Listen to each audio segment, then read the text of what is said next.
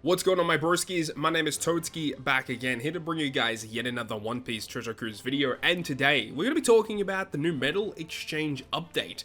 So, of course, this is the global anniversary, the time for celebration is here, and I was actually really wondering, what were they going to do different throughout this anniversary celebration for the Metal Exchange, and they've done some pretty interesting stuff, so we'll talk about it as we go along. As per usual, it will start at the start of the month, and it will end when the new month will come out. But, you know, it goes without saying that you should probably wait to pick up these characters from the Metal Exchange until the end of the month is about to roll around, and the reason for that is because you may pull these characters throughout the month, whether it be from Sugo-Fest or it be from event tickets, right? So these characters are readily available, you could just pull them throughout the month, so you should probably wait, but you know, if you need them for a certain piece of content, then they're going to be available. Anyways, let's start off at the bottom and have a look here. First of all, we have the World Journey characters once again. No new additions are going to be coming in this little bracket because all the World Journey characters are now fully released. So this is just going to stick here for an extended period of time. There are a couple of these that are actually really good. I've talked about it extensively in previous Metal Exchange videos. But just above that, we have the introduction of the World Clash Sugo-Fest characters.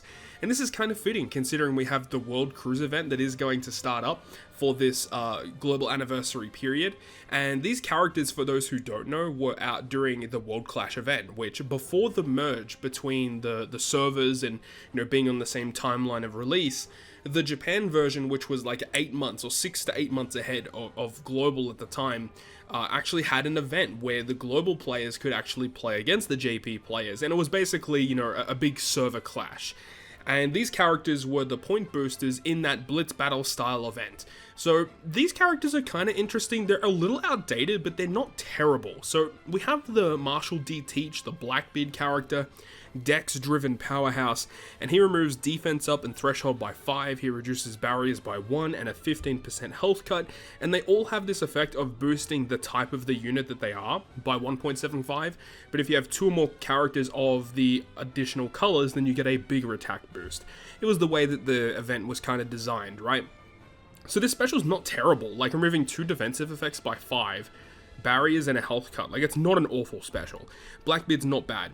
We have the Luffy, which I would arguably say is the worst of the 3. So he reduces Bind and Despair by 4 and then 200k fixed damage to a single target, ignoring all defensive effects, and then does the attack boosting scenario. The fact that he doesn't remove those 2 debuffs by 5 turns actually kind of sucks. But, you know, there's a lot of good Luffy characters in the game, so I don't think it's that big of a deal. And then we've got the Sakazuki, who's actually pretty decent. He's a quick fighter shooter, removing 5 turns of attack down and increased damage taken, and also will change strength and quick characters slots, including block into matching, and then also do the attack boosting scenario. Sakazuki's actually pretty good. So I think Blackbeard is the best unit, Sakazuki's second best, Luffy's the third best, but it doesn't look like these are characters that are going to be, like, deleted. I believe these might be units that are going to stick around for quite a while. But look, if you want to pick them up for a collection purpose, you can definitely go ahead and do that. But I would honestly say that there's not much of a rush to get these units because they're probably not going to be very good in a lot of content. Moving on from that, the tier above is the powerful support effect characters tier, where it's 100 medals per unit. And look, these are just generic rare recruits that are available in like literally every Sugo-Fest ever. I don't think it's a very wise decision to waste your medals on characters such as this, these characters that you're going to pull from generic 4-star tickets, or if you end up pulling on big celebratory banners, you're likely going to be pulling some of these units here. Unless if you literally need a support, like one of these supports to get through the content, then maybe go ahead and pick it up. But look, as I said, these are very accessible characters, so you shouldn't really be purchasing these units. Next one on the list is going to be the special characters. This is kind of an interesting one. For those of you who don't remember the Sanji and Cavendish release, what happened is that these were like random, like limited rare recruits on Japan that were just input into random banners where you could just pull these limited time characters. And what they did is they re-released these units on global when they eventually came out as treasure map boosters, and they came out alongside Legend Zephyr. And it was kind of a big shamble of a banner because if you guys remember, Legend Zephyr, he was the Legend treasure map character. He was the highest booster. And Zephyr states that you need to have a full team of shooters to get his attack buff, but you have these 2 other units that are also high boosters, and none of these characters are shooters. So yeah, it was a bit of a weird treasure map for sure, but the Cavendish and the Sanji, they're terrible units, you're not going to use them, but they're just another collector unit that you could potentially go ahead and pick up. Moving on from that, we have a very interesting list of treasure map Sugo only characters. So these are treasure map boosters that have come out in the past. And it's kind of odd because these characters did not all release during the same banner. These are like 3 separate characters from 3 separate events, right? We have the Ivankov, Psy Shooter Cerebral, 4-turn removal of Paralysis and Poison. That is very strange. There is not a lot of units that remove Poison by a certain amount of turns. Usually they fully remove it, so that's kind of weird. But then you get an attack boost based on your treasure map level, so realistically it's just removing 4 turns of Poison and Paralysis. This unit is very, very bad. We have the Kuma, which was one of the earliest characters that we had actually released. I think this was like the 3rd, 4th, or 5th treasure map that ever happened. This unit was a booster for. And his special, 10% health cut, -2 cooldown to the top row, and then you get a color affinity based on your treasure map level. Really bad unit, probably not worth picking up. But then we have Garp. Now, I believe he actually might have came out with Ace versus Akainu around that time. This guy's actually pretty good. So, special, removing 5 turns of Special Bind and removing 5 turns of Chain Lock, and then you get a color affinity boost to Powerhouse and Free Spirit, 1.75. But if you're in a treasure map, it's a 2.25 boost instead. But the big thing is the support attaching to Ace or Sengoku, so it's very fitting that we get a new Ace and this character comes back. But it says, anytime you're inflicted with Special Bind, remove 1 turn of Special Bind on the entire team, and your Strength and Quick units get a 1.2 color affinity boost. The color affinity boost doesn't really matter. The fact is, it's a 1-turn Special Bind removal effect. That is so good, and I think that if you are, a player that doesn't really do a lot of pulls on Sugo-Fest, having a support that can attach to Ace, or even a Sengoku for that matter, that can remove 1 turn of Special Bind might be very useful. So I think Garp might be a really, big sleeper pick for a lot of people throughout the month of March. Alright, so now we get to the legends that are listed in this Sugo Metal Exchange. So the 150 metal tier, where you can pick up 3 of each of these units. We've got V1 Robin, and we've also got Usopp. Look, Usopp, his level limit break's not that great, I'll admit. I mean, same for Robin, she's a usable unit for sure, but I don't really think it's worth picking up these units, unless if they're the only legends you're missing, then fine, but these are not the type of units that are going to help you clear content. I will say though that the Usopp might be a character worth picking up depending on your Grand Voyage status, and why I say that is that the Usopp is very good for the Grand Voyage versus Kuro, where you need Dex units, you need shooters, and you need an Usopp on your team. So this character is one of those units that you could use in order to fulfill the condition for that Grand Voyage. Next is the 250 metal tier characters. We've got Onami and Carrot, and I mean look, Onami recently got a level limit break, so picking up copies of this unit is not a terrible idea, but I will admit that her level limit break isn't that great. You do have Carrot though. Carrot does have a super evolution, and it is very good speed farming captain, of course. But another thing as well is that she does not have a level limit break yet. And because of how useful even Carrot is right now, even without the level limit break, Carrot is very useful.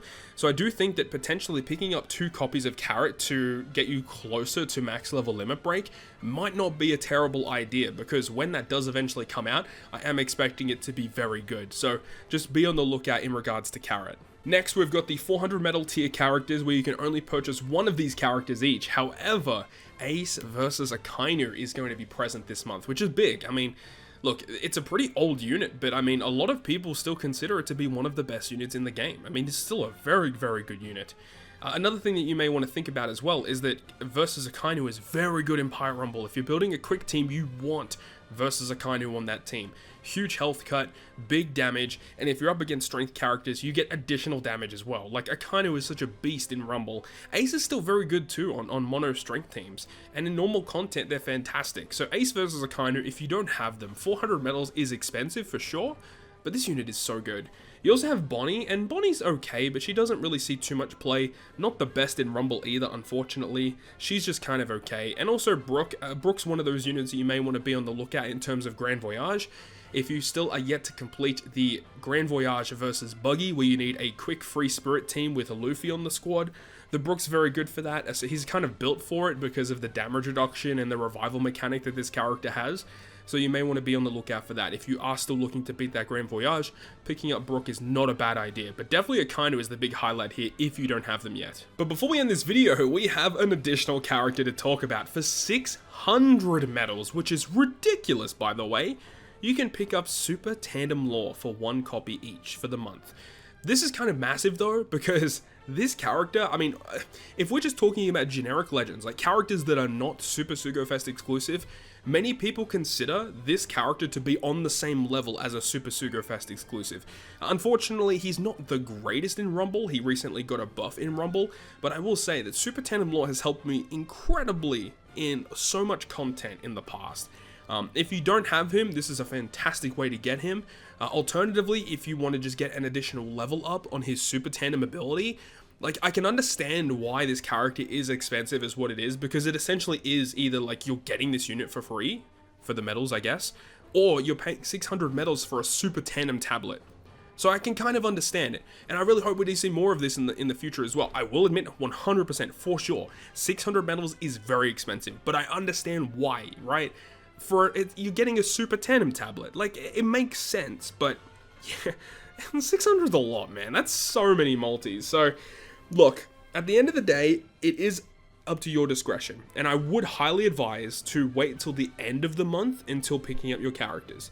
But Super Tandem Lore available here is pretty massive. So, look, it is what it is, right? But overall, if we just briefly go over the medal exchange once again, Lore is awesome, Ace versus Akainu is awesome, Brook is good for Grand Voyage versus Buggy, Carrot for a potential future upgrade with level limit break, then you've got the Garp Treasure Map Rare Recruit, who I think is a fantastic pickup. The rest of it, you know, take it or leave it. The World Clash, up to you, right?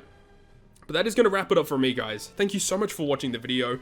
Definitely let me know your thoughts and opinions down below in the comment section about, you know, 600 medal tier characters being available, and also them being a Super Tandem unit as well.